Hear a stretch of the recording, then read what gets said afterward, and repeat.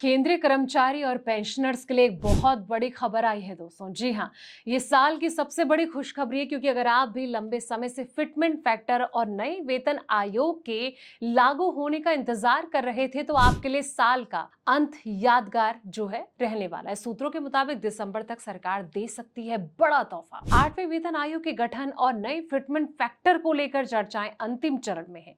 अगर fitment factor 2.57 से बढ़कर 2.86 या 3.68 तक तय होता है, तो कर्मचारी की बेसिक सैलरी में एक झटके में 15,000 से लेकर 25,000 तक का भारी उछाल देखने को मिल सकता है। आखिर किस फॉर्मूले से तय होगी आपकी नई इन हैंड सैलरी और किसे मिलेगा सबसे ज्यादा फायदा? आइए देखते हैं हमारी इस एक्सक्लूसिव रिपोर्ट में। नमस्कार, मैं हूं आपके साथ संध्या बिष्ट और आप देख रहे हैं द इकोनॉमिक टाइम्स हिंदी। 8वें वेतन आयोग का इंतजार कर रहे 1 करोड़ से ज्यादा केंद्रीय कर्मचारी और पेंशनर्स के लिए बड़ी हलचल शुरू हो चुकी है दोस्तों। अगर आप सोच रहे हैं कि आपकी सैलरी में भारी उछाल कब आएगा, तो इसका रोड मैप जो है अब साफ होने लगा है। वेतन आयोग अपनी अंतरिम रिपोर्ट दिसंबर 2026 तक सौंप सकता है। हालांकि फाइनल रिपोर्ट में 2027 यानी कि जून जुलाई तक का वक्त लगेगा। आपको बता दें कि 8वें वेतन आयोग की मंजूरी के ऐलान के वक्त केंद्रीय मंत्री अश्विनी वैष्णव ने इशारा कर दिया था कि अंतिम रिपोर्ट पहले आ जाएगी और फिर अंतिम रिपोर्ट के लिए आयोग के गठन से 18 महीने लगेंगे। गठन नवंबर 2025 में हुआ था। वहीं वेतन आयोग ने अपने लिए सुझाव और डेटा जुटा लिए थे। पहले 5 बातों को समझ लेते हैं। अंतिम रिपोर्ट। पैनल दिसंबर 2026 तक अपनी पहली रिपोर्ट दे सकता है, जिसमें कि सैलरी हाइक का जो मुख्य फॉर्मूला है वो होगा। Final report. फाइनल सिफारिशें जून जुलाई 2027 तक आने की उम्मीद है। अब लागू होने की तारीख। संकेतों के अनुसार नए वेतन आयोग जो है 1 जनवरी 2026 से ही प्रभावी होने की पूरी संभावना है।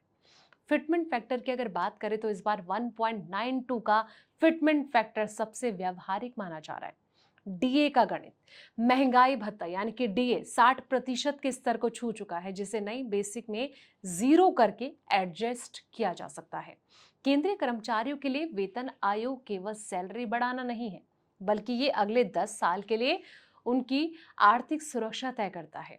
1.92 का फिटमेंट फैक्टर, डीए का एडजस्टमेंट आपकी रिटायरमेंट प्लानिंग, लोन एलिजिबिलिटी और साथ ही महंगाई से लड़ने की क्षमता को सीधे प्रभावित करेगा। लेकिन रिपोर्ट देने में इतना समय क्यों लग रहा है? सवाल ये है दोस्तों कि अगर काम शुरू हो गया तो रिपोर्ट 2027 तक क्यों जारी हो रही है? इसका कारण ये है कि आयोग रेलवे, डिफेंस, पोस्टल, अन्य सभी केंद्रीय विभागों के लाखों पदों के पे स्ट्रक्चर का बारीकी से अध्ययन कर रहा है। पैनल को यह सुनिश्चित करना होगा कि किसी भी ग्रेड पे में कोई जो विसंगति है वो ना रहे, इसलिए बीच का रास्ता निकालते हुए इंटरमीडिएट रिपोर्ट का प्रावधान रखा गया है, ताकि कर्मचारियों को लंबा इंतजार ना करना पड़े।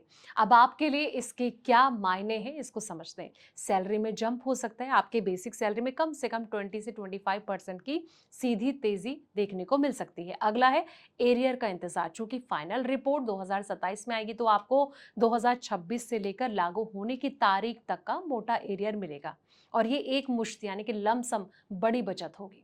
पेंशनर्स को राहत। 67 लाख पेंशनर्स के लिए भी यही फिटमेंट फैक्टर फॉर्मूला लागू होता है, जिसमें कि उनकी मासिक पेंशन बढ़ जाएगी दोस्तों।